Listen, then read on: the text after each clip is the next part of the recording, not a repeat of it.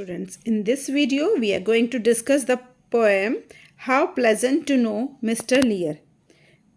पहले पोएम शुरू करने से पहले इसका टाइटल समझ लेते हैं। टाइटल कहता है हाउ प्लेजेंट, कितना बढ़िया है मिस्टर लियर को जानना। ज़रूर मिस्टर लियर कोई ऐसे कैरेक्टर रहे होंगे जिनके बारे में हमें नॉलेज होनी चाहिए। एक्चुअली ये पोएम जो लिखी है वो लिखी है एडवर्ड लियर ने,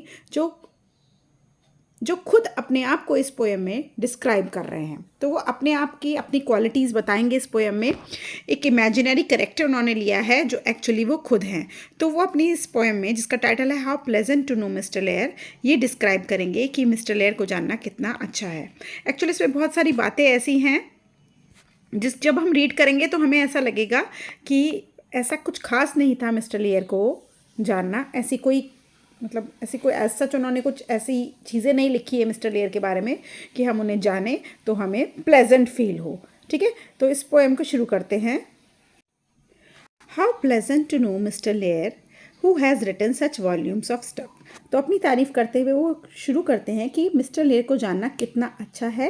हु यहाँ पर रिलेटिव प्रोनाउन यूज़ हुआ है मिस्टर लेयर के लिए, जिन्होंने लिखी है बहुत सारी volume of stuff. Volume of stuff is कई सारा वर्क उन्होंने किया है, कई सारी फेमस वॉल्यूम्स उनकी पोएम्स की, उनकी लिटरेरी वर्क की जो आई हैं। तो उस मिस्टर लेयर को जानना कितना बेहतरीन है, कितना बढ़िया है। Some think him in ill tempered and queer. Ill tempered और क्वेर ये दो क्वालिटीज़ हैं जो उन्होंने बताई हैं कि लोग समझते हैं। जिन लोगों ने उनका वर्क पढ़ा है वो उन्हें समझते हैं इल टेम्पर्ड। इल टेम्पर्ड होता है बैड नेचर, जिनका व्यवहार बुरा होता है, और क्वेर होते हैं स्ट्रेंज। तो जो लोग उनकी वॉल्यूम्स को पढ़ चुके हैं वो उन्हें समझते हैं कि वो बेकार नेचर के हैं, और क्वेर माने बड़े अजीब से हैं। But a few find him pleasant enough. लेकिन उनमें से कुछ लोग ऐसे भी हैं जो उनको अच्छा समझते हैं, बेहतरीन समझते हैं। जो उनकी वॉल्यूम्स आई हैं, जो उनकी जितना भी आजकल वर्क आया है, उनके बेसिस पे लोग उनको जज करते हैं। कुछ तो उनको बहुत ही बेकार नेचर का और बहुत ही स्ट्रेंज नेचर का समझते हैं, और उनमें से कुछ लोग ऐसे भी हैं जो उनको एक अच्छा व्यक्ति या अच्छा इंसान समझते हैं। His mind is concrete and fastidious. अब कंक्रीट एंड फेस्टिडियस से क्या मतलब है, वो उनको पढ़ने वाले ये समझ चुके हैं उनको पढ़ने के बाद कि जो उनका दिमाग है वो बहुत रियल और डेफिनेट है, कंक्रीट।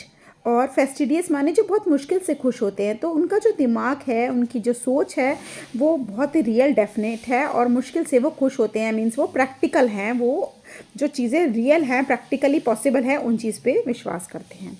नेक्स्ट स्टेंजा में उनकी फ़िज़िकल अपीयरेंस को दर्शाया गया है। ये दर्शाया गया है कि वो किस टाइप के इंसान हैं। तो इन लाइंस में हम पढ़ेंगे कि वो कैसे दिखते हैं और उनकी कैसी फिजिकल अपीयरेंस है। His nose is remarkably big. अब नोज़, जो उनकी चेहरा है, उन पे जो उनकी नोज़ है, रिमार्केबली मीन्स ध्यान देने लायक, नोटेबल है। मतलब अजीब सी बड़ी सी उनकी नाक है जो रिमार्केबली बिग है, मतलब चेहरे पे अलग से ही दिखती है। हिज वाइसेज इज़ मोर और लेस हाइडियस। वाइसेज होता है उनका फेस, उनका जो चेहरा है वो बहुत ही अनप्लेजेंट है। मतलब वो he is not like good looking person, अजीब सा है, अच्छे नहीं दिखते हैं। अब इसमें तो था how pleasant to know mister Lear. अब यहाँ पे उनकी चेहरे की और उनकी फेस की मजाक बन रही है। His beard it resembles a wig. उनकी दाढ़ी इतनी घनी थी, ऐसा लग रहा था कि दाढ़ी की जगह कोई विग लगा रखा हो। अब उनकी दाढ़ी की मजाक बन गई, उनकी नोज़ी की मजाक बन गई, और उनकी मजाक बन गई कि उनका जो चेहरा था वो बिल्कुल भी अच्छा नहीं था, देखने में स्मार्ट नहीं थे, वो गुड लुकिंग नहीं थे। ठीक है। He has years. ओहो, उनके तो कान भी थे, 2 आँखें और 10 फिंगर भी थी। अब ये एक नॉनसेंस बातें हैं जो अक्सर इनकी पोएम में पाई जाती थी। उन्होंने लिखा है कि मिस्टर लियर की थी कान, 2 आँखें और 10 फिंगर, जो कि हर इंसान की होती है। लीस्ट वेज, और यही नहीं, इफ़ यू रेकन 2 थम्स, और अगर आप ध्यान दो तो उन 10 फिंगर्स में से 2 अंगूठे भी हैं। ऑब्वियस है, every human has this kind of hands. ठीक है। He use to be one of the singers but now he is one of his dumbs. अब उनकी another quality which is not at all present, अच्छी उनकी तारीफ नहीं है, कि पहले के ज़माने में वो बहुत बढ़िया सिंगर हुआ करते थे, काफ़ी अच्छा गाया करते थे, काफ़ी मधुर उनकी आवाज़ थी, गाते थे। But now one of his डम। अब वो एक डम है, डम होते हैं बुद्धू बेवकूफ़, पर अब उनकी गिनती जो है वो बुद्धुओं में होती है। तो ये प्लेजेंट, आप अच्छी बात जान रहे हो मिस्टर लियर के बारे में। नो, ये पोएम इस टाइटल के अकॉर्डिंग नहीं जाती है। अब उसमें ये लिखा है कि पहले तो वो अच्छे सिंगर भी थे, लेकिन अब वो बुद्धुओं की गिनती में उनकी नाम आता है।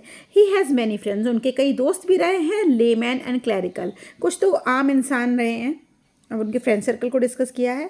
उनके आम इंसान भी दोस्त रहे हैं, कुछ क्लैरिकल, क्लैरिकल वो होते हैं जो चर्च में पीस्ट या अदर ऑफिशियल्स होते हैं, जो as he was a Christian, mister Lear Christian name है, तो वो कह रहे हैं कि उनके जो कुछ दोस्त थे उनमें से कुछ तो ऑर्डिनरी पीपल भी थे, लेकिन कुछ बहुत ही अच्छे रेपुटेड चर्च के ऑफिशियल पर्सनस भी थे।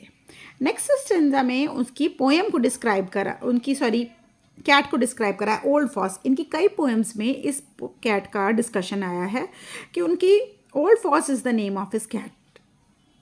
उनकी कैट के बारे में बताया, उनकी कैट का नाम था ओल्ड फॉस। अब उनकी फिर फिजिकल अपीयरेंस पे ध्यान देते हुए, his body is perfectly spherical. उनकी जो पोस्चर था बॉडी का वो स्फेरिकल, यानी कि स्फीयर के जैसा था, एक गेंद के जैसा था। मतलब यहाँ पर उनकी टमी की बात हो रही है। जो उनकी टमी थी वो बहुत ही बल्जिंग आउट सी थी, स्फेरिकल सी थी। ही वेयर्थ अ रुंसिबल हैट। अब रुंसिबल जो है, रुंसिबल, ये एक ऐसा वर्ड है जिसका मीनिंग कहीं भी नहीं है। यहाँ ये कैट हैट को इनकी डिस्क्राइब कर रहा है, मीन्स उनकी एक अजीब सी हैट भी वो हमेशा पहने रहते थे।